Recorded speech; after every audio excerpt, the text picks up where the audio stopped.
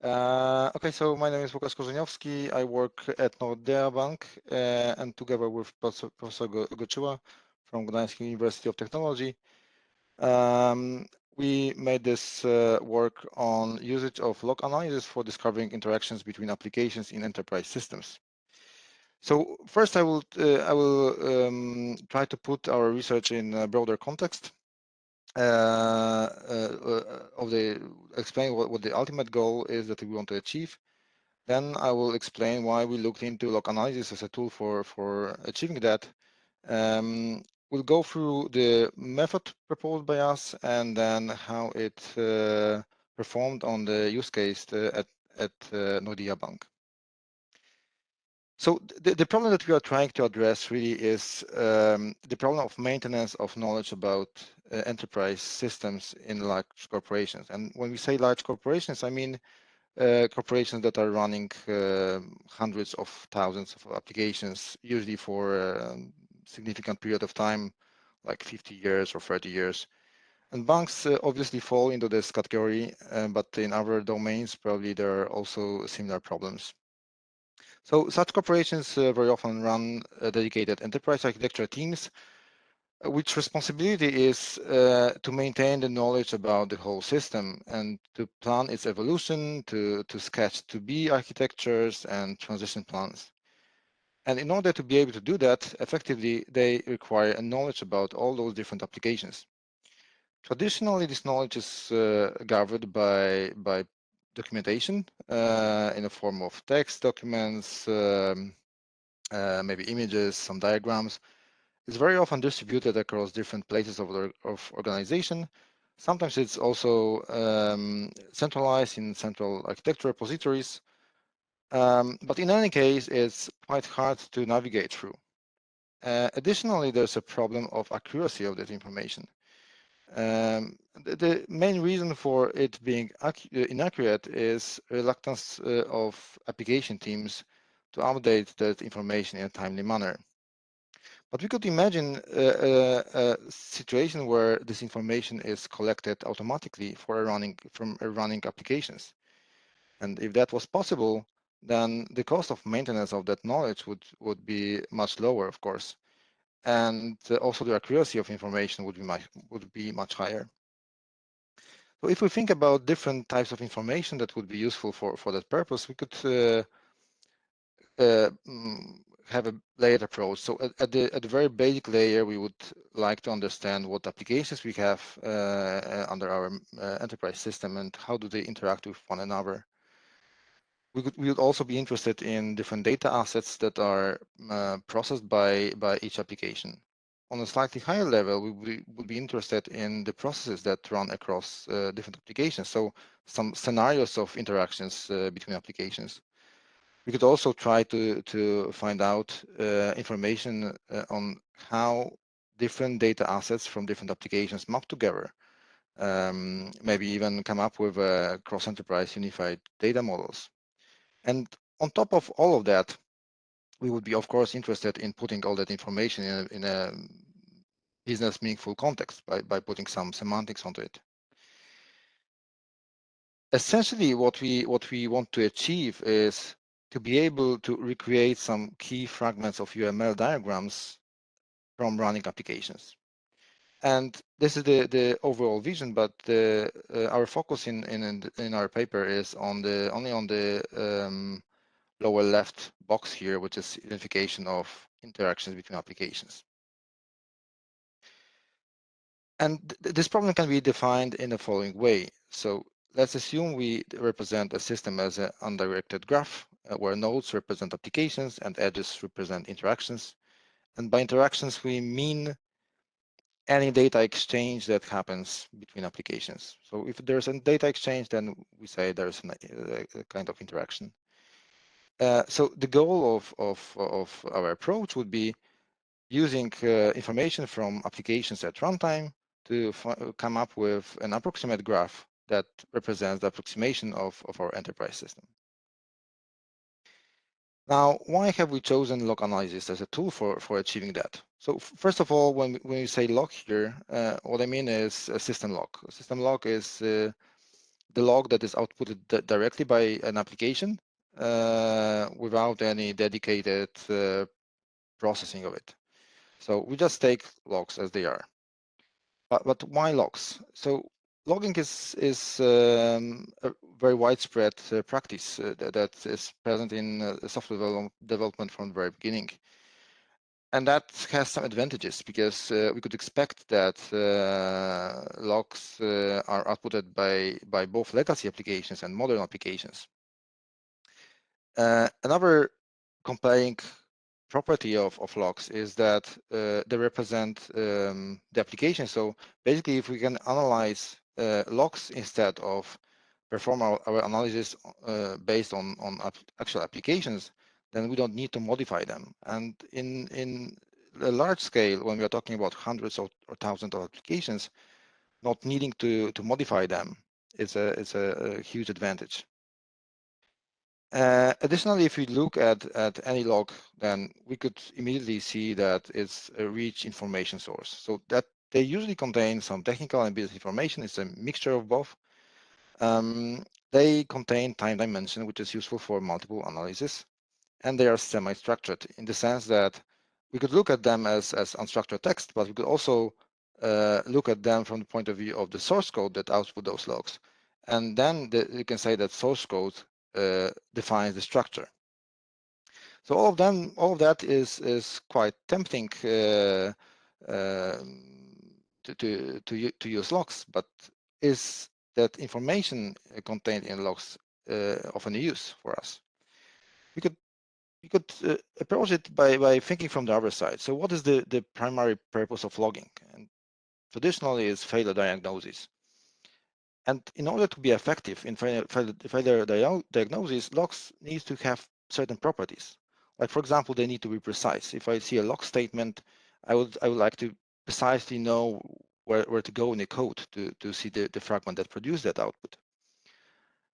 They also need to provide some business context so that we know in which context the given source code was executed. They should probably also reflect a process flow, like all those branches and loops that are part of the processing.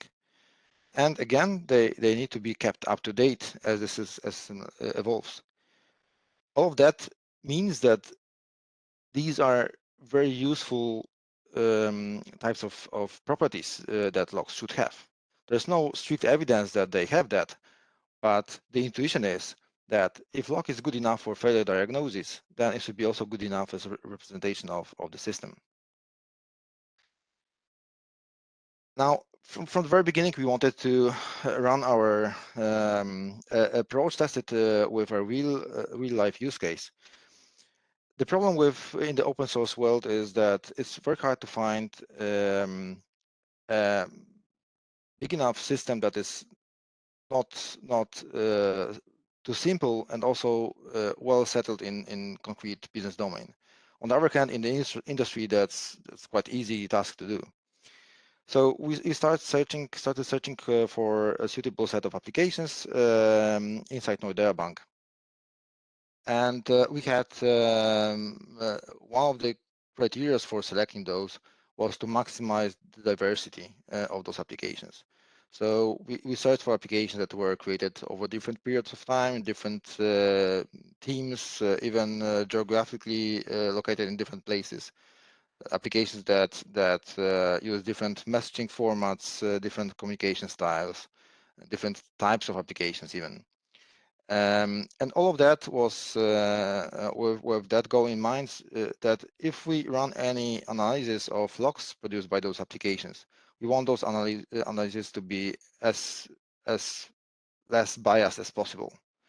For example, the bias could come from certain style of coding introduced by a certain team. So we could come up with wrong observations.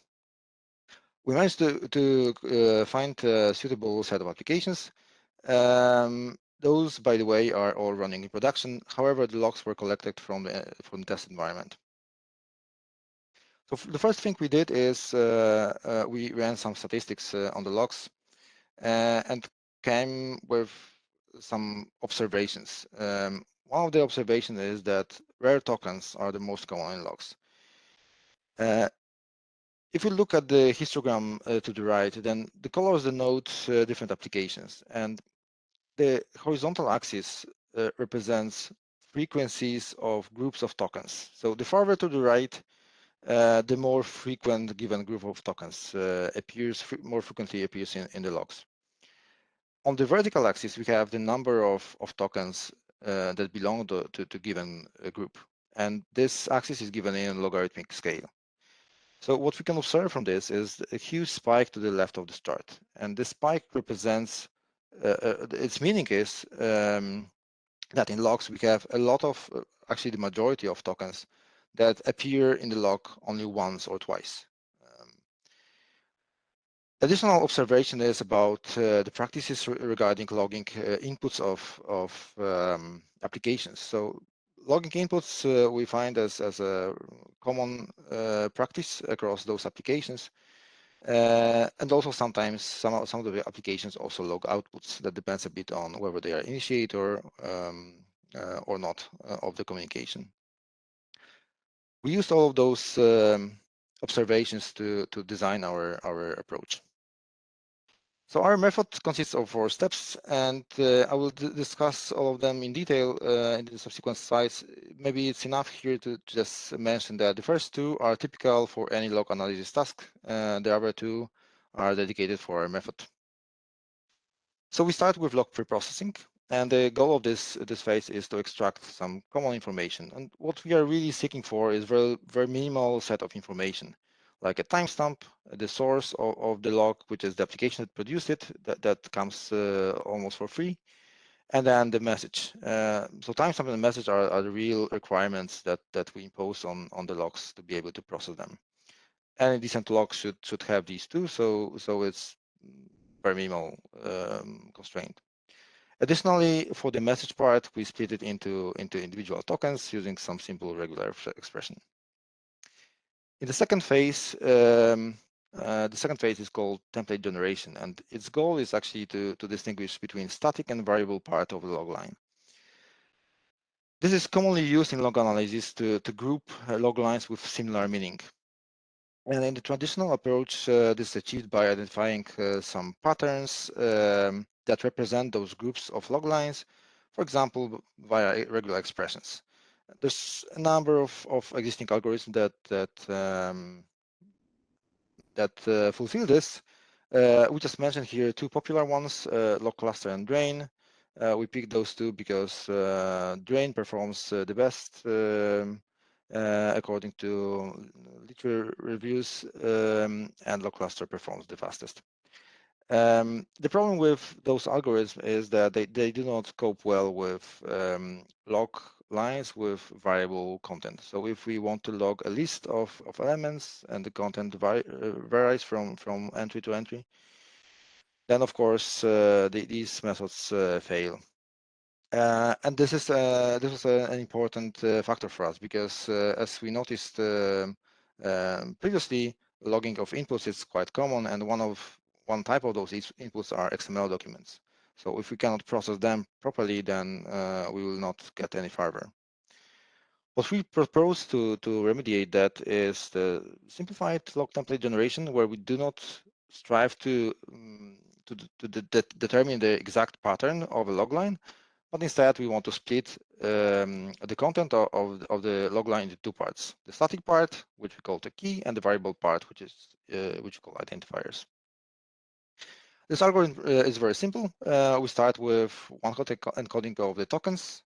Then we come up with encoding of log lines. This is simply by adding the vector representations of the tokens together for all the tokens that the line consists of.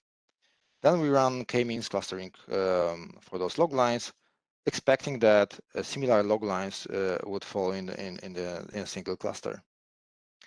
At the end, for each cluster, we run again, we calculate frequencies of tokens and use a simple threshold to divide the set of tokens into static part and variable part. And again, we based on this observation, initial observation, that those rare tokens are the identifiers. So basically, based on frequency, we can split tokens into those two groups.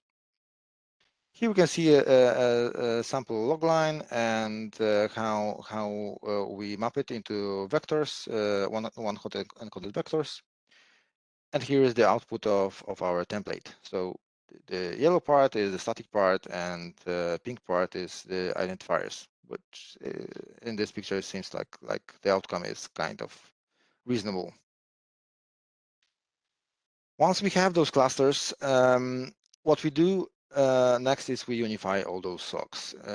So we merge all those logs together and align the timeline and come up with one big log. But then we exchange the static part with the number of clusters. So basically, we compact this log. So in log, we have the grouping of log lines that have the same meaning and the variable part. If we look at the first two log lines, then they have the same meaning, but according to this to this run of the algorithm, but the variable part is different. Now, once we have that, then we define a time window and slide it through the log. And within the time window, what we are searching for is identifiers that appear in more than one source. So more than one application in its logs contains the same piece of data. And the idea is that if this is the case, so the same data appears in logs of two different applications, then the data must have been somehow exchanged between those applications. The interesting part of this is that we don't care that much whether it's a digital interface, like a system passing data to another system. This approach would also detect human-based interactions or data exchanges. Like, for example, a user copying data from one system and pasting to another. This is a pretty interesting feature because a lot of business processes in the banks and probably in other areas as well tend to use that kind of interfaces, but they are nowhere documented, and our approach is capable of detecting them. So if we detect an interaction, then we count the number of interactions of that type, and then use again another threshold to determine whether there's a strong or weak interaction between two applications. This is an example of the output of our algorithm, and we can see that it has detected all the interactions properly. Plus, it has detected two interactions that are false positives. They are not existing in reality. If we dig deeper into this, then we can notice that this is because of accidental data correlation. And the identifiers that were used to decide on the existence of these links are really like very low numbers that are quite common to see in many logs, or dates. So basically, something that we wouldn't call a real identifier, something that distinguishes data. And this is also one of the weakest points of our approach. We don't have a good way right now for distinguishing these. If we look at the results from the point of view of the size of time window, then we can see that the bigger the time window size, the more interactions we can discover, which is actually quite natural. Some of the interactions in our system were actually quite distant from one another. An example could be a batch of data loading followed by a batch of data processing. So these two interactions could be distant from one another by 10 minutes or 50 minutes even. And we can see here again that the precision drops as the time window extends, and our reasoning about it is that this is because the probability of those accidental data correlations appearing grows simply with growing window size. We have also ran a benchmark on the individual phase of template generation, just to get an idea of how well our template generation approach works in comparison with log cluster and drain. In green, you can see the areas where given method is the best, and in red one where it is the worst. As you can see, that the log cluster is by far the fastest of the algorithms, but also the worst in terms of F1 score. Drain scores the best, and as our approach is kind of mediocre, I would say, but it has one compelling advantage. So if we look at drain, then the number of clusters it identifies simply explodes under this variable input length conditions. And our algorithm tends to find quite reasonable number of clusters. And we found that that's our conclusion, that our algorithm is neither the best nor the worst. It's just a good fit as a general purpose algorithm for a generic situation that we can find in system logs from different applications. Moreover, we think that more adequate clusters are more important for us, because this is just an intermediate step. We're not that interested in very precise templates, but more adequate clusters is something that we definitely value. So to conclude our research, I would say that we find that the information content of logs is a huge field for research. We only scratch the surface by focusing on one of the aspects, very minimal aspect, but the content of the logs is huge. We have, for example, a lot of business vocabulary in those logs that we could use to put some semantics on some actions that happen there. And definitely we will explore this area further. For our future work, what we would focus on is definitely to increase the precision of the algorithm and its performance, to be able to run it on bigger samples. But we also want to explore other areas of knowledge discovery from the logs, like, for example, discover processes, so the sequences of application interactions, maybe some data flows, mapping, finding some relations between data in different logs. And that is it. Thank you very much. Thank you very much, Łukasz, for a nice presentation. And I'm open now time for questions. And if you have questions, please raise your hand, and I can unmute you to discuss it. I think it's better than using the chat. So please, if you have questions. Maybe for the beginning, to open, I have one, and to discuss it. But at the end, in your future work, you mentioned that, okay, it's to use also logs for process definitions and for process mining to find process definitions also. So my question all the time was, if you use your logs to find errors or failures, it's not just about error or failure, but of a location of it. It means we may have some failures or inconsistencies in our process definition. We may some inconsistencies in execution of the process, and it's not the same. So how you will give a context to your failures and errors, and in a general sense, there are inconsistencies somehow between your specifications and your execution of those specifications, if I understood correctly. Yeah, yes. So the idea here is not to use it. Well, probably one of the use cases of this approach is to compare the actual process that was detected from the real-time applications running real-time with our vision of the process. So that's one of the use cases. But it's not meant to do it automatically. So it's the idea here is to provide an information for enterprise architects to be able to reason about the systems.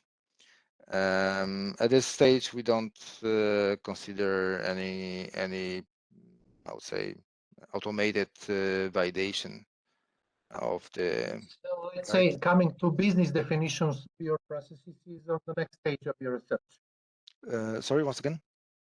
So coming to business definitions of your processes and matching the execution of your scenarios, let's say, your flows with your process definitions is something that would be in the next phase of your research. Yes, definitely. Definitely, it's not something that we have addressed right now. And it's also, well, I mean, I would say we should be pretty realistic about this. I wouldn't expect that we can deliver a picture that is comparable one-to-one with, for example, a process definition provided by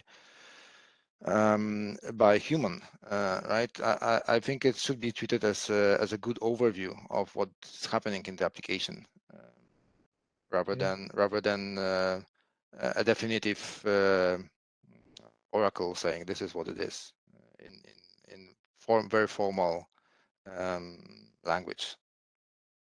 So thank you very much, Łukasz. And some other questions, please?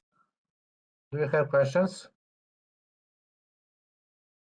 If no, I can just say that it is the best rated paper at S3E, track 5 event. So my congratulations for that. And it's a really nice paper, and I enjoyed also having in the whole process of its evaluation, and now also listening to your presentation today. So thank you very much, Łukasz, and please. Thank you very much.